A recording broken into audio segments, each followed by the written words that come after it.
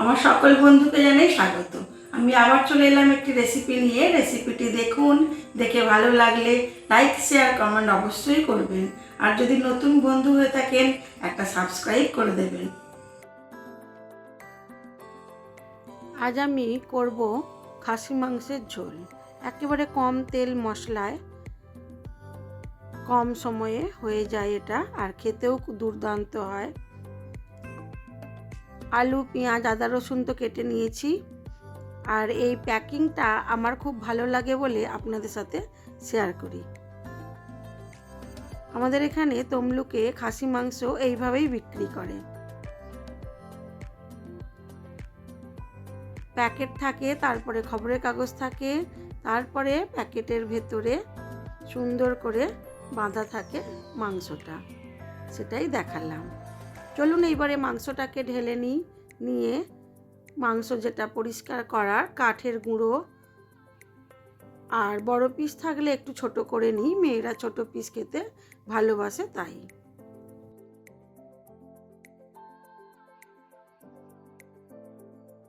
আমার মা, ঠাকুমা, দিদা ওনারা তো মাংস রান্না করতেন একভাবে, তবে আমি যেভাবে আজকে করব এইভাবে আমার মা খাসি মাংস রান্না করতেন।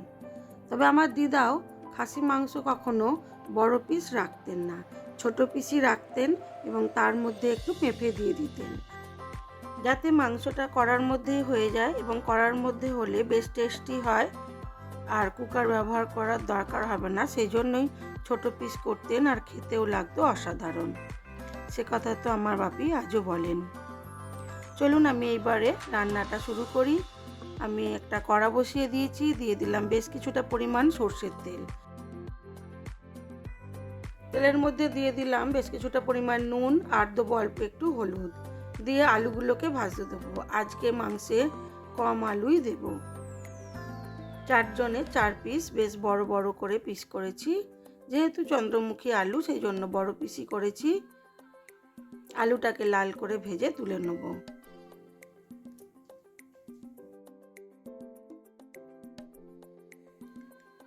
আলুটা আমার প্রায় ভাজা হয়ে এসেছে। আমি এটাকে ঢাকা চাপা দিয়ে কম আঁচ করে দিয়ে অন্যদিকে মাংসটাকে ম্যারিনেট করে নেব। মাংসটাকে ভালো করে ধুয়ে নিয়েছি, নিয়ে জল ঝরিয়ে রেখেছি। দিয়ে দিলাম পরিমাণ মতো হলুদ গুঁড়ো, স্বাদ মতো নুন, আর দেবো অল্প একটু লঙ্কার গুঁড়ো, আর দেবো আদা বাটা ও সর্ষের তেল। সব কিছু দিয়ে মাংসটাকে বেশ কিছুক্ষণ মাখিয়ে রেখে দেবো। অল্প একটু পেঁয়াজ কুচিও দেব।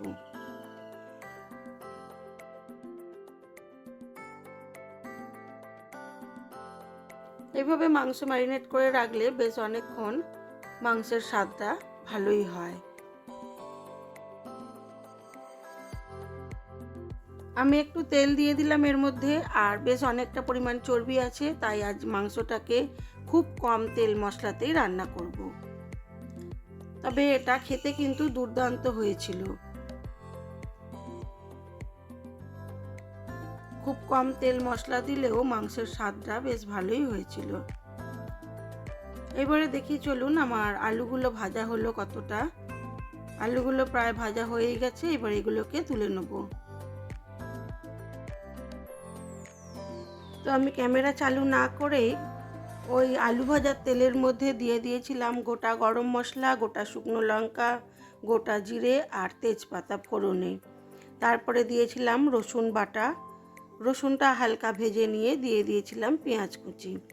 পেঁয়াজটা আমি বেশ অনেকটা পরিমাণেই দিয়েছি, দিয়ে একটু নুন দিয়ে পেঁয়াজটাকে ঢাকা চাপা দিয়ে ভাজতে দিয়েছিলাম। এবারে দিয়ে দিলাম কেটে রাখা টমেটোটা। টমেটো দিয়ে ঢাকা চাপা দিয়ে আরও কিছুক্ষণ এটাকে ভাজা ভাজা করব। ঢাকা চাপা দিয়ে কম আঁচে করলে পেঁয়াজটা তাড়াতাড়ি গলে যায়।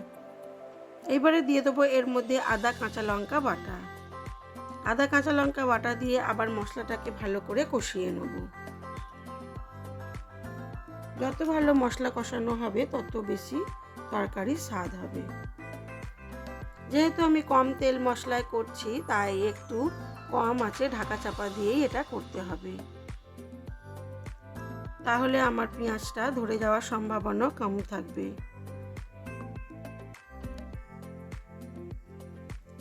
একেবারেই কম তেলে আমি আজকে মাংসটাকে রান্না করছি। যেহেতু ম্যারিনেট করার সময় বেশ অনেকটা পরিমাণ তেল দিয়েছি আর মাংসের মধ্যে চর্বিও আছে, তো লাস্টে আমার বেশ অনেকটাই তেল বেরিয়ে গিয়েছিল। দিয়ে দিলাম গোটা গরম মশলা, অল্প একটু জিরে হালকা নেড়ে ভেজে রেখেছিলাম, আর 2-3টে গোটা শুকনো লঙ্কা আজ বেটে দিলাম। ওই যে প্রথমেই বলেছিলাম আজ আমি মা ঠাকুমাদের মতো করে মাংসটা রান্না করব, তাই আজকে মশলা সব কিছু হাতে বাটাই দিলাম। আমি যদিও মিক্সিতে বেটেছি, গোটা জিরে, আদা, গোটা শুকনো লঙ্কা, গোটা গরম মশলা সব কিছুই বাটা মশলা, তো এতে মাংসের স্বাদটা তো বেড়ে দ্বিগুণ হবেই।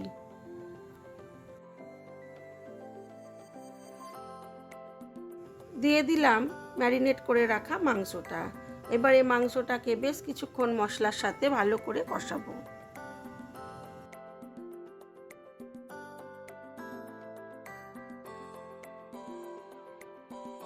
যত ভালো করে মাংসটা কষানো হবে ততই মাংসের স্বাদটা বেড়ে দ্বিগুণ হবে। আমি একটু কুকারের মধ্যে মাংসগুলোকে সিটি দিয়ে নিয়েছিলাম, তাতে মাংসগুলো আরও সুন্দরভাবে সেদ্ধ হয়ে গিয়েছিল। আজ আমি মাংসের মধ্যে পেঁপে দিইনি। তো এবারে ঢাকা চাপা দিয়ে দিয়ে বেশ অনেকক্ষণ ধরে মাংসটাকে মিডিয়াম আঁচে কষাতে থাকবো।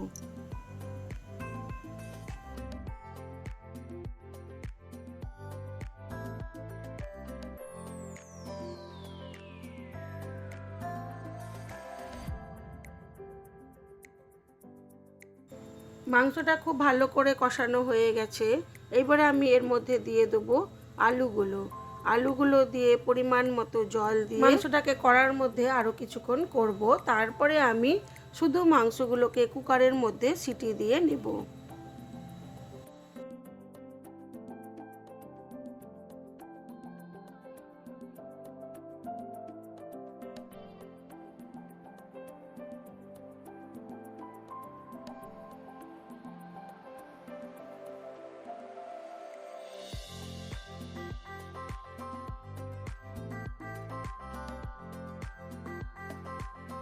আজ আমি মাংসটা করেছিলাম রাত্রিবেলা, তাই আজ আমি আপনাদেরকে দেখাবো আমার ডিনারে কি কি ছিল। বেশি কিছু ছিল না, দেখাই চলুন।